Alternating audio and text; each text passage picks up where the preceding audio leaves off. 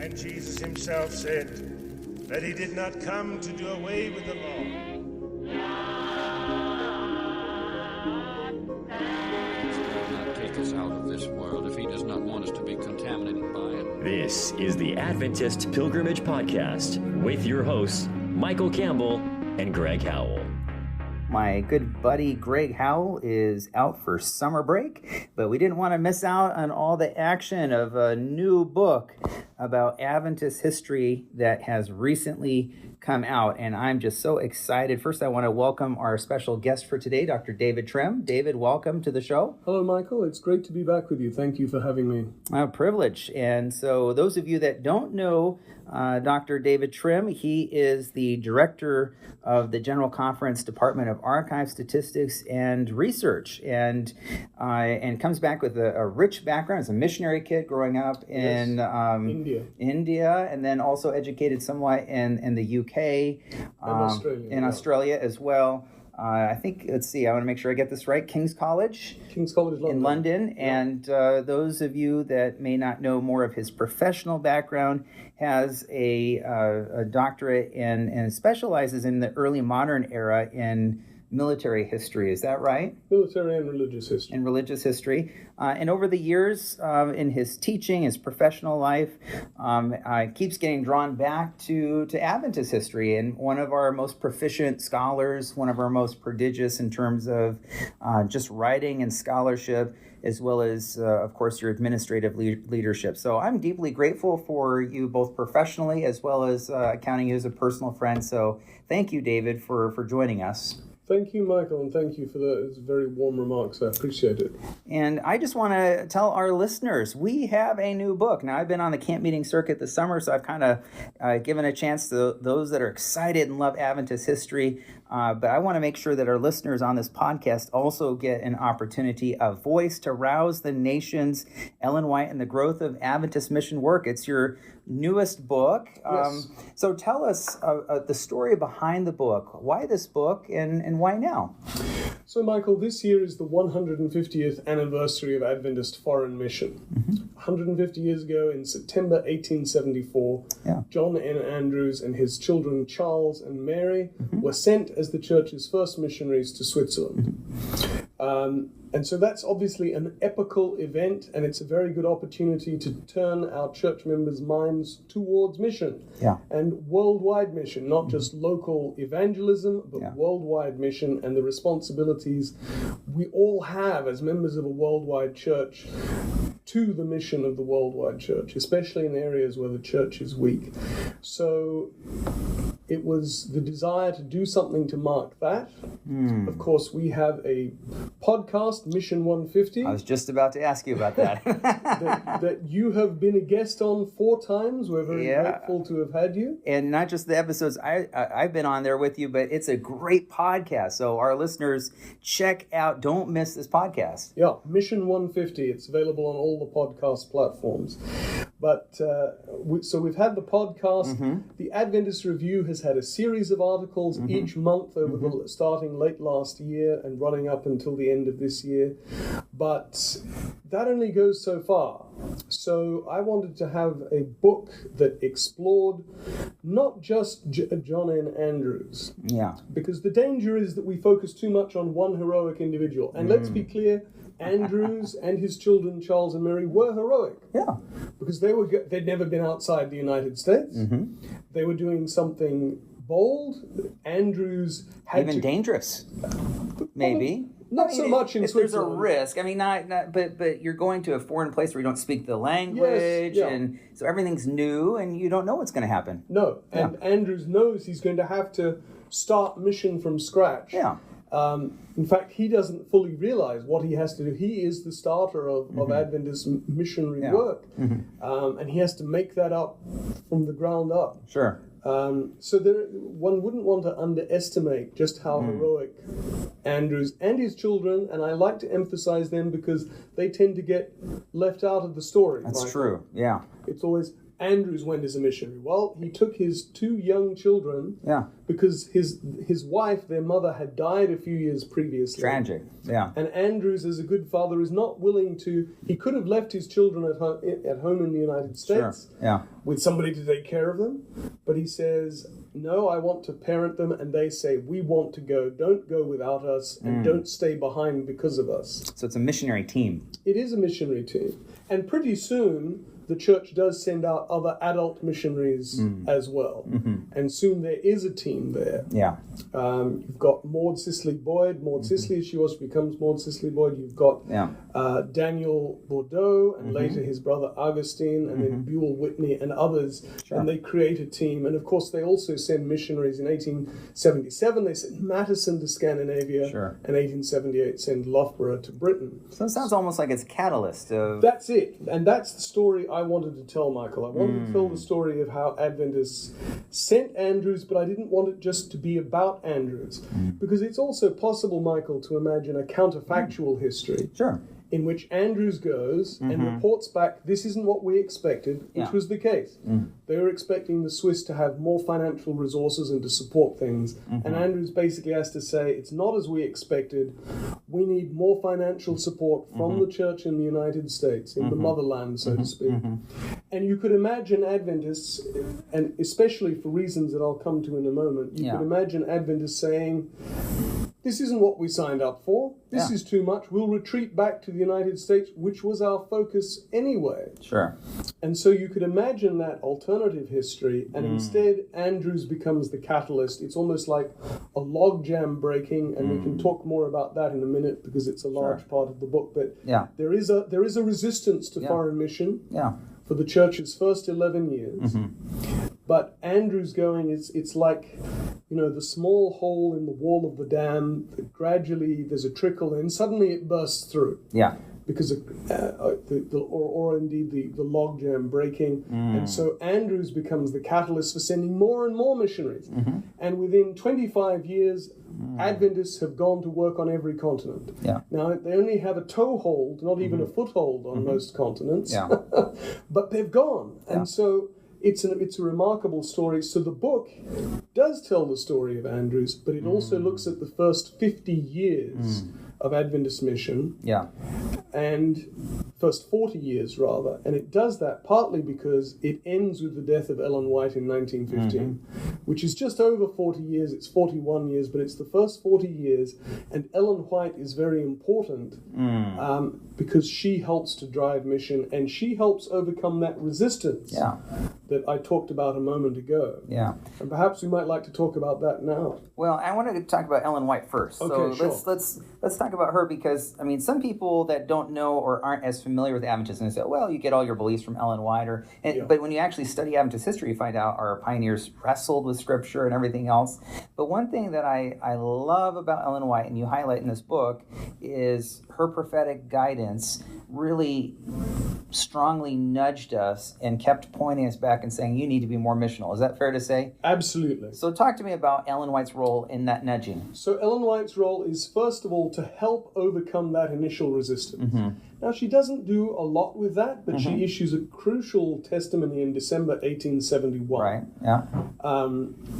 And then thereafter, she's very strongly supportive of mission. So soon after Andrews goes, she issues a new testimony, which is just sort of to reinforce we have done the right thing and we need to keep pushing this. But the interesting thing to me, Michael, is that Ellen White's prophetic understanding broadens. Her vision in a general sense as opposed to specific vision. So prophetic vision broadens. So initially, she is about mission to other Protestants. Initially in the United States, and then God helps guide her and say, no, we need to reach people in Europe. Not enough. We need to go to Europe, but there it's just about reaching Protestants. And then for 2 years, in the late 1880s, she spends 2 years in Europe. So she becomes a missionary. She becomes, and later becomes even more of a missionary. She spends 2 years in Europe, and thereafter you can see her realizing that Catholics have to be reached as well.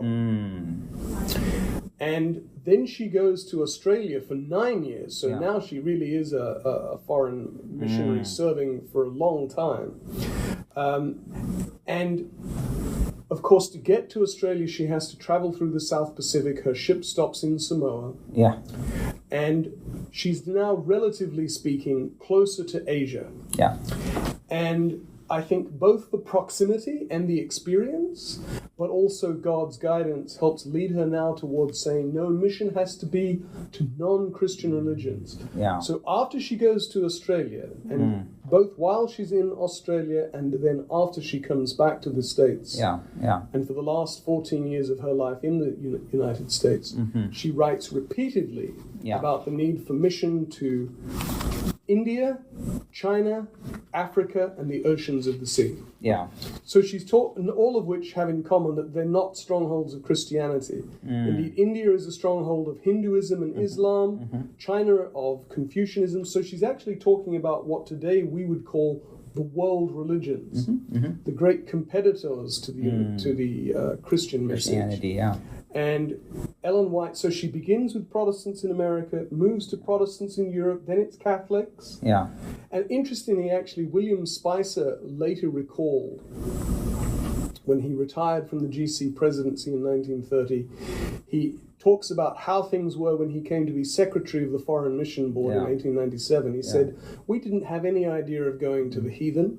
Heathen isn't the word we'd use today, but that's the word they used. At the time, That's right. We had no idea of going to the heathen. We didn't even have much of an idea of going to Catholics. So it's not just Ellen White who has this limited vision. It's Seventh-day Adventists. Yeah. And he's saying that 10 years after she starts to write about going to Catholics, and several years after she starts writing from Australia about India, China, and the oceans of the sea, by which I think she particularly means the South Pacific. Yeah. Which is, of course, her backyard now, so to speak. Right. But Spicer says, we had no idea of this, but actually God had people for us all along, and basically he says God was waiting for us to catch up. And the reasons we caught up is because Ellen White pushed it. She goes from Catholics and then says the great religions of the world, the great pagan and heathen, as they would say, places and she emphasizes again and again, the message has to go to all the world. The vineyard is the whole world, and all of it needs to be worked. I'm quoting verbatim from her there. So Ellen White makes a huge difference, and if it weren't for her, Adventist mission would not have taken the shape that it did, and therefore we wouldn't have today the church that we have. Would it be fair to say, from what you've written and what you've just shared right now, it's sort of like Ellen White has a deepening and maturing of the mission scope and breadth and depth of Adventist missions? I think that's right. And of course, one has to wonder, well, why didn't God give her this vision from the start? And I think it's partly because of the limitations of the human mind. By traveling, Ellen White opens her up, and so she becomes ready for the message. But at the same time, we have to say, I think, if Adventists had known from 1874, you're going to have to reach everybody, it would probably have been too daunting for them. Overwhelming. And so God gives the message to them in installments. So I think it's partly a matter of divine timing, but also partly a matter of Ellen White's own openness to what God wants her to hear. And by traveling, she opens her experiences up, and now she can see the needs, and so it's easier for God to communicate this message to her. That's so beautiful. It seems to me that God works with us where we're at, and works with the church the same way too. And slowly, patiently is working, what a great and gracious God that we have, when we think about that. Talk to me about the logjam. Let's come back to that. Yeah, so the problem with early Adventists, Seventh-day Adventists, is that they are Americocentric. Yeah. And they actually explicitly say, yes, this message has to go to many peoples, nations, kindreds, and tongues. The language of Revelation 10:11. You have to prophesy again. Right. To many nations, kindreds, peoples, and tongues. But whereas today we would say that means worldwide mission, they're very clear. It's not everywhere. It's every who. And if you see the distinction I'm making, and for them, every nation and people and tongue can be the representatives of those people who have emigrated to the United States. Right. And so Uriah Smith actually says this in the Review and Herald in 1859. He says, it's not necessary for the third angel's message to be preached outside the United States because our country is made up of people from every land. And he actually returns to that in 1865 and again in 1867. And in 1867, he specifically quotes Revelation 10:11 and said, basically he says, what a gift of providence that we have in our country representatives of every civilized land. Well, I'm not quite sure that that's true even in 1867. It probably would be today. It may not be in 1867, but Michael, it rather begs the question, what about people from so-called uncivilized countries? Does God not care about them? And according to Uriah Smith, apparently not. James White is very clear that mission has to go beyond the United States. But if our listeners were to do some research on the online archive site that my department maintains, which a big shout out, David, because that's one of the treasure troves of Adventist history, but go ahead. It really is. But our listeners could go and do research there and put in every nation or every tongue and people. Put that phrase in there, And they would come up with a lot of hits from the 1860s. And they might say, oh, Seventh-day Adventists are into mission. But it's not, because they define those people as being their representatives in America. And so you have to look very carefully at the language people use. And you have to look for references to everywhere. James White pushes that. And eventually by 1873, at that he gives having been ill because of strokes, he makes a comeback, as it were, at the 1873 General Conference session, and George Butler, the then president, asks him to give the conference keynote address. And he uses worldwide. He uses that repeatedly about the message and the mission, worldwide, repeatedly, and leaves you in no doubt. So it's kind of a shift happening. And Ellen White, I mentioned this crucial testimony from a vision of December 1871. She says, yes, we can use the printing press, because one idea that they had was they would print things in other languages and mail them to people back in Europe, for example. And that happened. They started printing in Scandinavian languages well before they sent the first missionary to Scandinavia, partly for all the expatriate Scandinavians who lived especially in Wisconsin and Minnesota. Advent Tiende, I think it's the Danish, right? Was the first. Exactly, Advent Tidings in English. But yes, and Scandinavians do mail these, and so when Matteson eventually goes in 1877, he does find Seventh-day Sabbath keepers already there who he can work with. A network. A network. But it's very small. And of course, it's, with hindsight, we can say, this is hopeless. You're never going to reach the world by putting things in the post. And Ellen White actually says, yes, the printing press is important, but she specifically says the influence of our printed materials will be greater if accompanied by a living missionary. And so she says, young men and women need to be learning other languages, not just so that they can translate here, but so that they can go to other countries. The living witness. The living witness, precisely so. And so eventually in 1873, they take the plunge. They say, yes, we need to send a missionary to Switzerland. Why Switzerland? Because this is part of the story. In 1864, a Polish expat called Michael Tchaikovsky, who had been a Franciscan monk, converted to Protestantism, emigrated to the US, and then converted to Seventh-day Adventism, comes to them and says, I want to go as a missionary to Europe. I have a heart for Europe. This is my homeland. Send me. And they say no. So he then... Wait. They said no.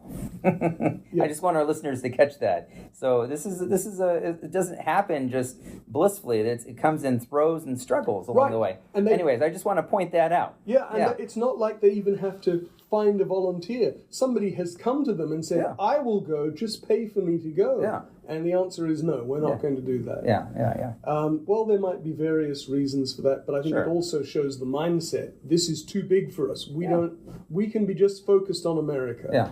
But Tchaikovsky takes money from the Advent Christians, who are another offshoot denomination of the Millerites. Another sister group from... Yes, they're the ex-Millerite mainstream, the most respectable of the ex-Millerites. Right.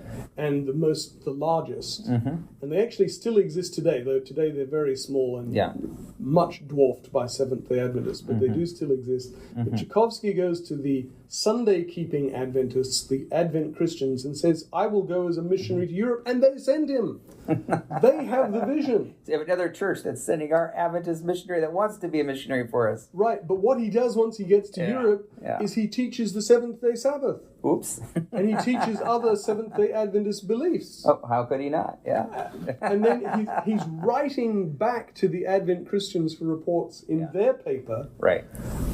And never mentioning the fact that he's basically teaching Seventh-day Adventist beliefs. So it's very duplicitous. Yeah.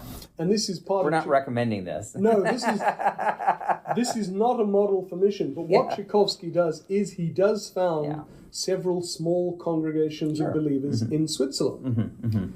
But Tchaikovsky is a guy who has itchy feet. He's basically an evangelist and a church planter, not a disciple maker. Sure. So having had this limited success in Switzerland, he wants to go out somewhere else and start preaching anew. So he heads off to Eastern Europe. But he leaves a trunk of various materials with the elders of the Tramelin congregation. Tramelin was the largest. There were 3 or 4, maybe 5. They probably only had about 60 believers in all. We're not quite sure. And Tramelin was the largest with maybe 40. But he left it with the 2 elders there. Sure. Albert Vuillumière and Jakob Erzberger. And at some point, they look through his trunk for something, and they discover copies of this paper called The Review and Herald. What do you know? And they discover, and they think they're the only Seventh-day Sabbath keepers in the world. Right. And no, there's actually a whole denomination of them back in the United States. Imagine their surprise. Well, it's Michael, it's hard to know who was more surprised when these 2 elders write to the church in Battle Creek and basically say, we're here. Yeah. Who was more surprised, the Swiss or the American Adventists? Because they too think they're the only Seventh-day Sabbath keepers in the world. Yes. And now it's discovered we have these brethren and sisters. And yet Americans at that point still won't help them. And it's not like they didn't know them. Jakob Erzberger actually gets sent, and he attends a general conference session. Yeah. He gets ordained at the New York camp meeting.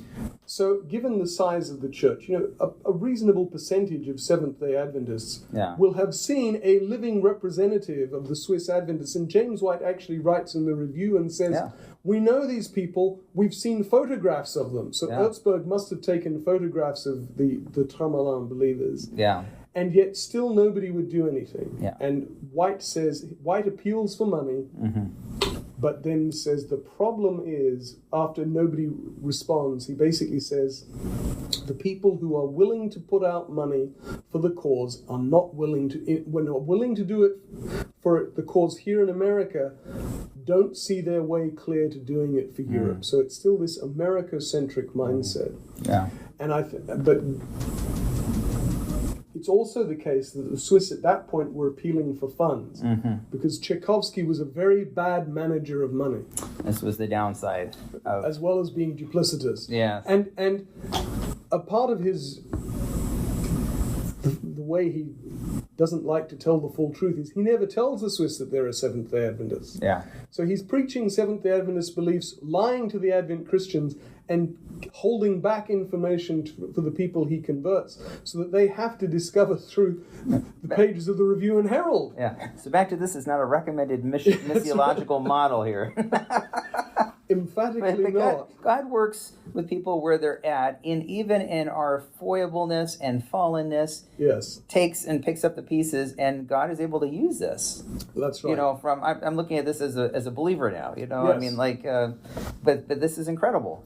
And so the Swiss ask for money because they're in danger of losing their church building. Yeah. Because Tchaikovsky has blundered with the funds that they've raised through offerings. So now they're really trying to find who owes the money now, right? Right. Yeah. Right. And a key development happens in late 1872.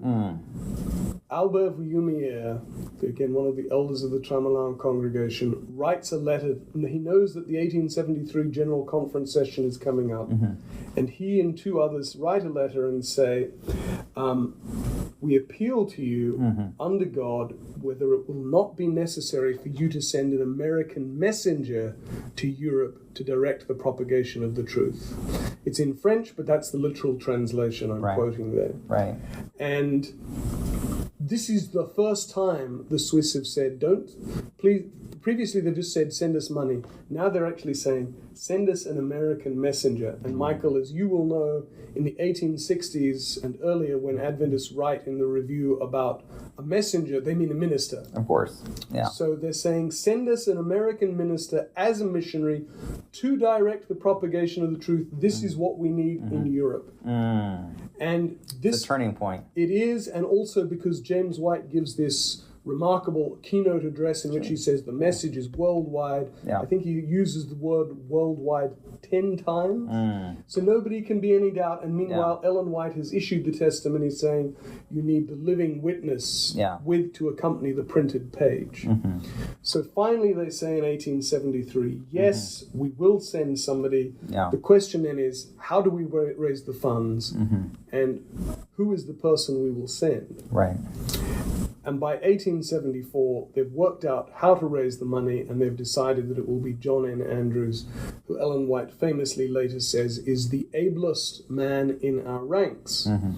So that's how, and so finally, after 11 years in which Adventists have actually refused people who are volunteering to be missionaries.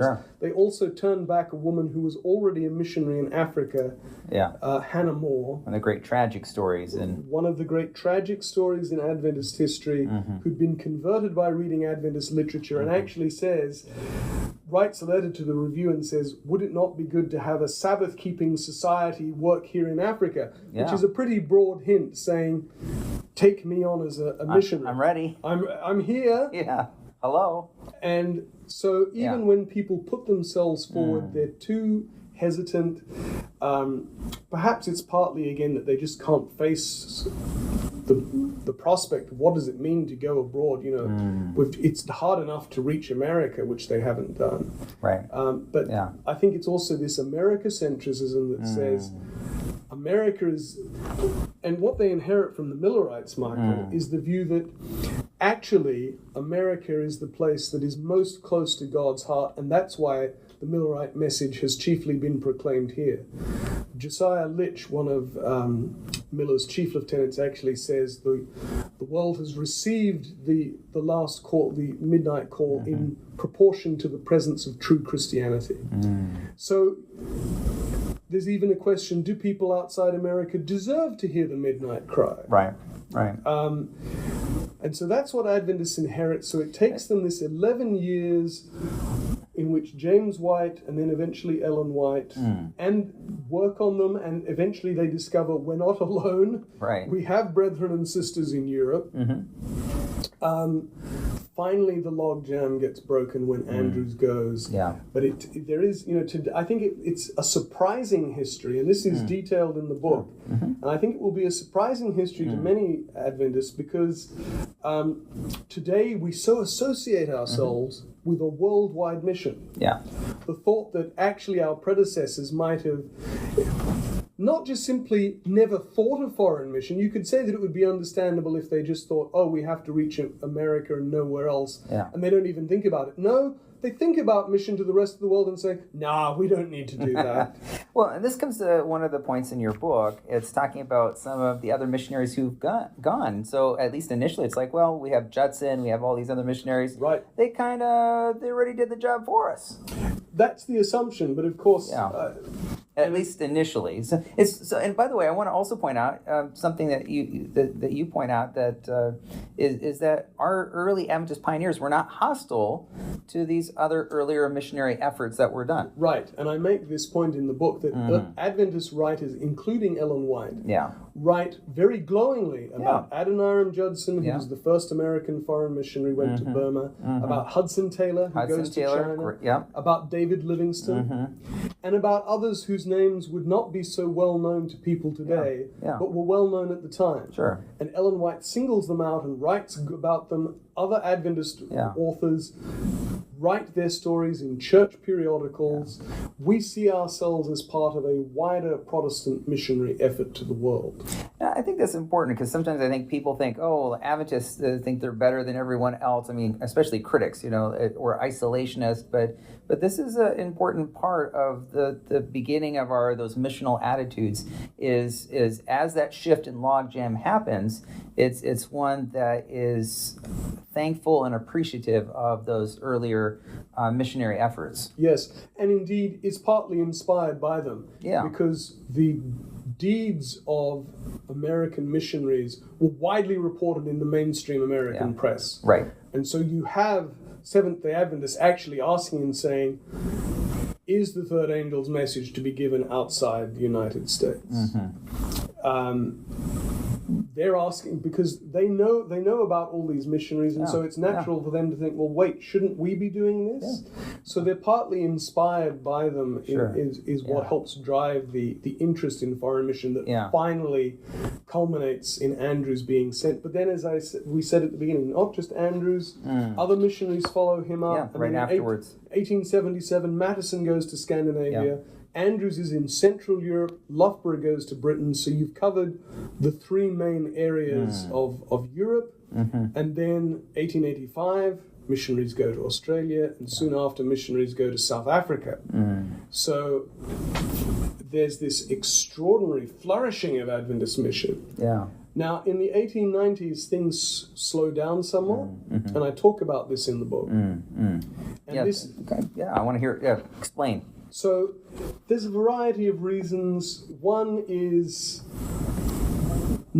financial management that's not very good. I won't say mismanagement because that could imply fraudulent dealings to some people. It's just that the people who are handling the finances not effective, maybe, are not doing it very effectively. Sure.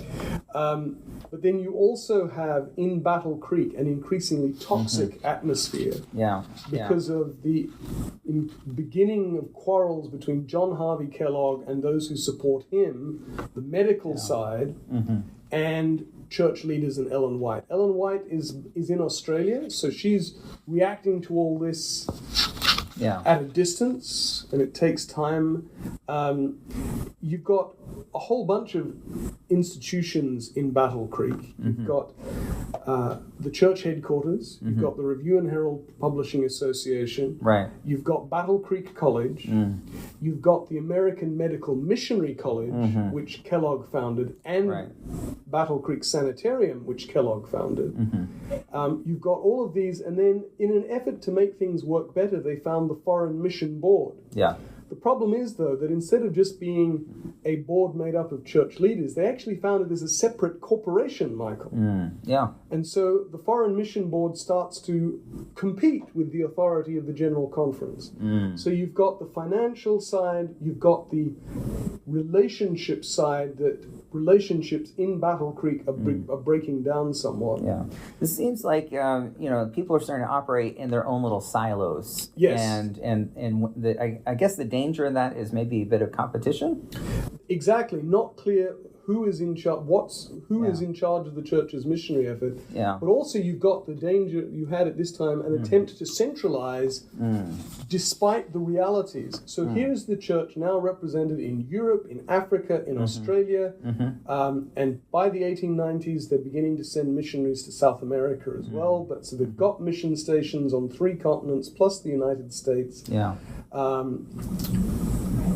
You can't run everything from Battle Creek, but that's what church leaders try to do. They say, the church structure we have was one that, God inspired in 1863. We have to work with that, which is there are conferences, and then there's the general conference. and the General Conference officers should have the authority. Yeah. So you have a very small executive committee. I think it's 9. It may be increased during the 1890s, but it's a very small executive committee. And members of it are often traveling, itinerating through the United States on church business. Sure. So you're talking about a committee that's often just 4 or 5 people trying to make decisions for the world church. Right.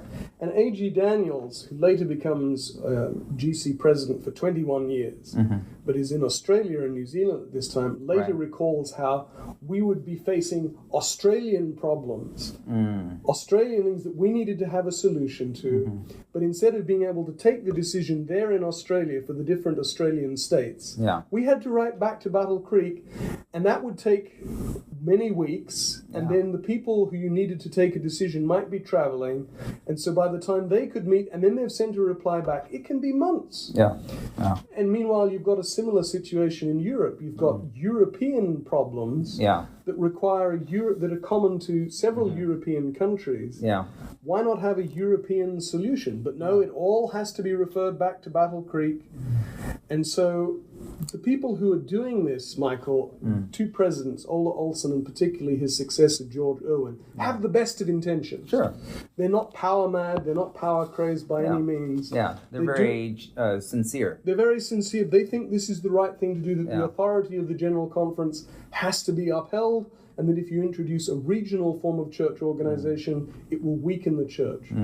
But in Australia, partly because Ellen White is there, they create the Union Conference, which our listeners will be familiar with today because it's everywhere.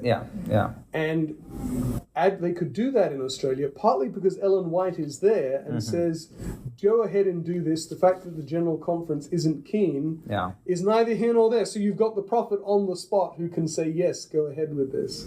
And then in 1897, the Europeans say, we'll found a European Union, but those are the only 2 union conferences in the world.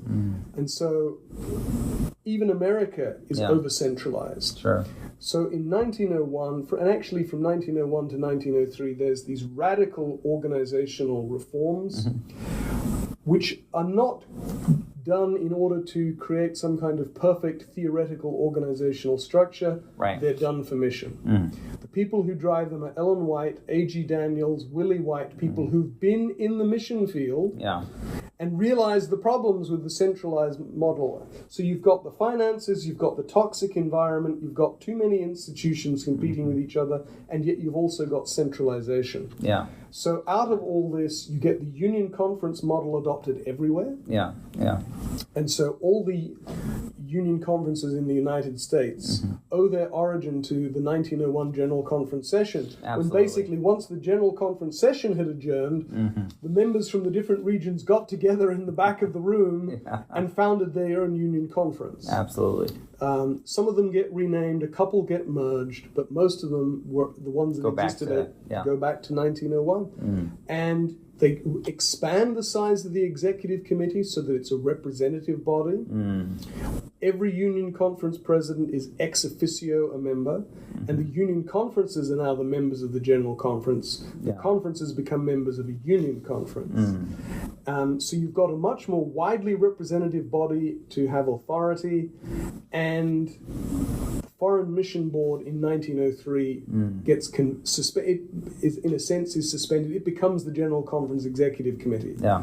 And meanwhile, you've had fires in Battle Creek, you've had Ellen White's council, and lots of drama. And the church headquarters moves out from Battle Creek to Tacoma Park. So you've escaped from John Harvey Kellogg, but at the same time, what you've done is move closer to the national capital. You're closer to ports.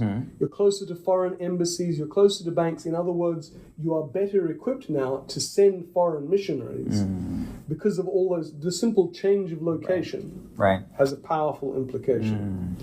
So and those reforms get started in 1901. They're finished in the 1903 GC session.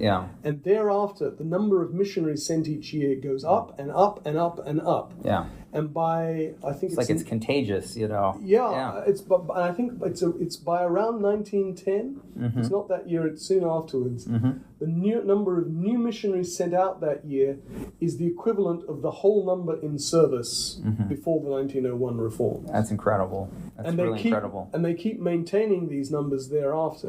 A brief dip during World War I, but then they bounce back. And so, I mean, it is extraordinary. And then in the 1920s, depending on how you quantify it, but in the 1920s, there will be more Adventists outside of North America than there are inside North America. Exactly. So that's that crucial shift. And it's right after the immediate focus of your book, but I mean, it's what leads to that. Exactly. Yeah. And so this is why it's a focus on the first 40 years, because so much that is influential, indeed decisive about Adventist mission happens in these early years. Love it. You've got the first efforts, they falter, so the church does what's necessary to reinforce it, and it makes these extraordinary steps towards really having worldwide mission.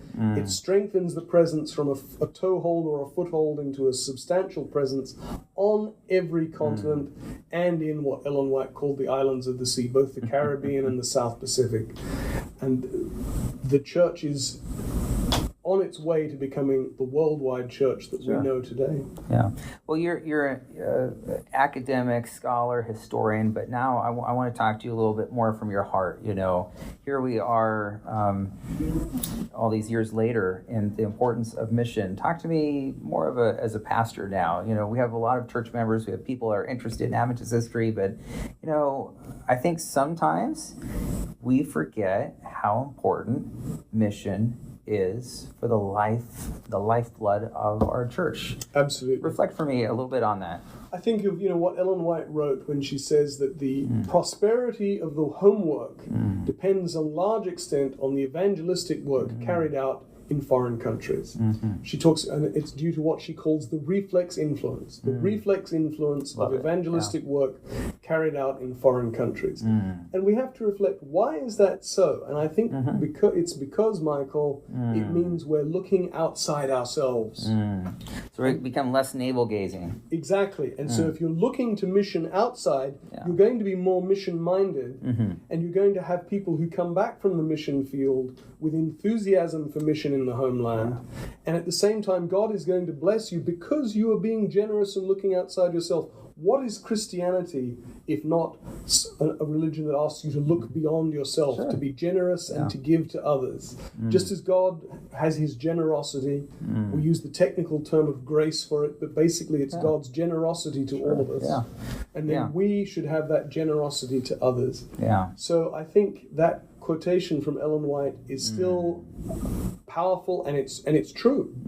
And we can actually see it's working out, because she wrote that in around 1901, and there are American church leaders who say there are not enough resources for us both to build up the work in North America and in the rest of the world.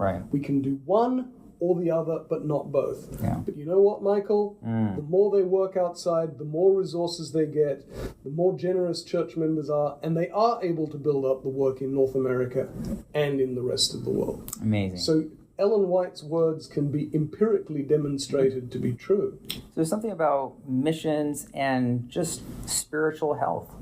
I think that's right, Michael. I think you put your finger on it. If we're mission-minded, if we're looking to the rest of the world as well as our local neighborhood, it gives us spiritual health. And I think for today, there's a problem I've noticed with the way Adventists talk about mission, which is that we like to tell stories of mission success. Oh, yeah. Good point. Yeah. And so we tell triumphalist narratives. The problem with that is that it can give the impression that the work is nearly finished. Yeah. So for North America... It's all done. Right. For North American Adventists who hear about baptisms of 30,000 people in Rwanda or 300,000 in Papua New Guinea, which we praise the Lord for. Absolutely. Yeah. But then they can say, well, just a minute, look at North America, which is becoming so secular and irreligious, which is becoming a mission field.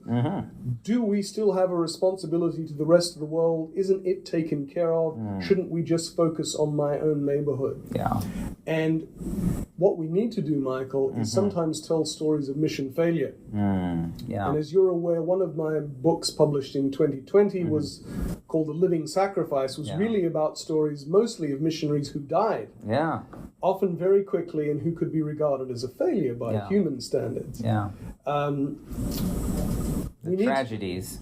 we need to tell more stories of mission failure, because that reminds us of the places where mission isn't doing well. And so we can look at Jamaica, where 9% of the population is Seventh-day Adventist. Right. So if you walk down the street, 1 in 10 people you will meet will be a Seventh-day Adventist. Right.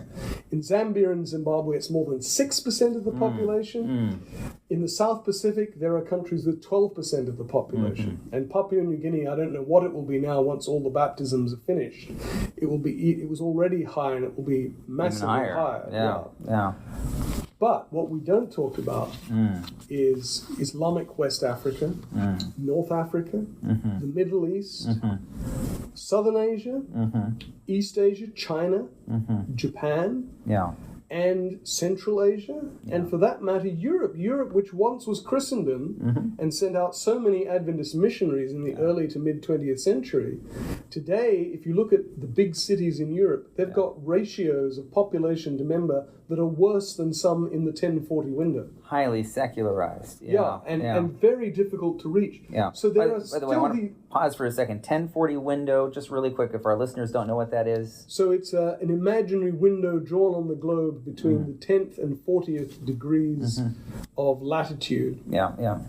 That basically covers Asia, the Middle East, and Northern Africa, and a little bit of Europe, and it is the most difficult place for Christians to reach. Least number of Christians in the world, really, by population, right? Absolutely, and the heartlands of the great world religions of Islam, Hinduism, Buddhism, and Confucianism. And remind us, for our listeners, we still have a lot of work to do, but I just didn't want to miss that in case there was someone who wasn't familiar. But go ahead, David. I'm sorry to interrupt. Yeah, not at all. And I think I was thinking the 1040 window concept is probably well known, but it doesn't hurt to define it. And so this is an area that all Christian missionary organizations focus on now. Right. And Adventists included, and indeed we've been focusing on the 1040 window for the last 35 years. Right. We started it with the Global Mission Initiative in 1990. And yet there are countries, and particularly big cities in Europe, where the ratio of population to Adventists is worse than parts of the 1040 window. Yeah. So Europe is a mission field, Middle East and North Africa, Islamic West Africa, and large parts of Asia. So bottom line is we have a lot of work still to do. We're talking about billions of people who've probably never heard of the name Jesus, much less heard of Adventist message. Yeah. Or they've heard of it in a Muslim way, which is Muslims believe Jesus is a prophet, right, but they don't believe he's the Son of God. Right. So it's very different. So it's important. Right. So we can't think that the mission work finished in 1915 when Ellen White died. Right. It didn't even finish in 2015, the centenary of her death. It's still a big thing today. And you've experienced it. You've worked in Asia. You've seen the need. And part of the good side to my job, although it's a downside as well, is traveling a lot. Yeah, right. And so I've visited many parts of these world, and seen and talked with church leaders and heard the difficulties. And so we praise the Lord for all the baptisms in sub-Saharan Africa, Inter-America, South America, the islands of Southeast Asia. We praise God for all of that, but we have to say there is a huge work still to do. Yeah.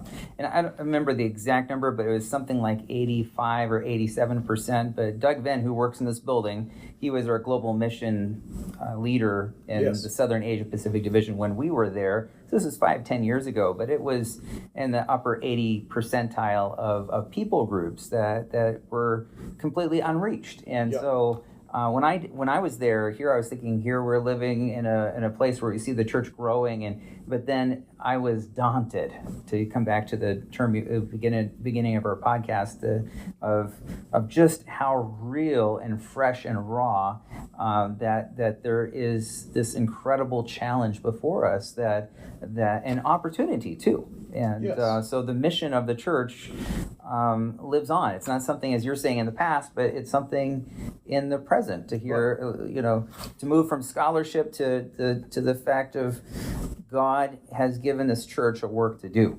Yes, and I focus on Ellen White partly because she is so crucial in broadening and deepening the Adventist idea of mission, but also because a lot of her, and I have a section of the book that deals with her principles of mission, and those principles are still applicable. But the most important principle of them all, Michael, is that mission be done. Is that somebody do it. Do it. And I think, for our listeners and for people they talk to and share with themselves, pray for our worldwide mission effort. Pray for the missionaries who in those parts of the world that we're talking about often feel very isolated and indeed at times are working with legal restrictions that make them, that put their lives or their safety at danger, at risk. Pray for our mission, pray for our missionaries, but give generously to missions as well, because North America is blessed with affluence and resources. And I believe it's also blessed with generous church members. But over the last 40 years, we've seen a decline in real terms in mission offerings from North America. And I think it's partly that people are thinking, well, this, the work is almost done. And so we still need that generosity. We need that gentle prophetic nudging. Yes. And so I hope readers, having reviewed the historical section of the book, the first two parts, when they read Ellen White's counsel, will feel that gentle prophetic nudging to say, yes, this is still a task that's before us. This is still important. Love it. I love your book, David. Thank you for this latest contribution, this latest installment. But before we wrap up our time, I want to make sure our listeners know where to find your book. Right. So it can be bought from your local Adventist book center. It can be bought from AdventistBookCenter.com. It's available on Kindle and on Nook. You got digital copies. I love it. And it's available on Amazon. Beautiful. So it's widely available, including, as you say, in digital copy as well as the traditional paper copy. As well as some of your other books, like A Living Sacrifice, that were mentioned as we were talking together. Right. So great resources. And Hearts of Faith, which you and I talked about on podcast last time. Yes. That's right.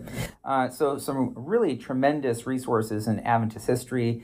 If you have a small group in your church, or if you just love Adventist history, need a book to read at the beach this summer, pick up a copy of any one of these. But of course, we want you to read A Voice to Rouse the Nation, Ellen White and the Growth of Adventist Mission Work. Any final thoughts, David, before we wrap up? No, I think we've covered it, Michael. Again, thank you for having me. It's a pleasure to be with you as always. You've been listening to Adventist Pilgrimage Podcast. Join us each month as we dive deeper into our Adventist past. And Jesus himself said that he did not come to do away with the law. He does not take us out of this world if he does not want us to be contaminated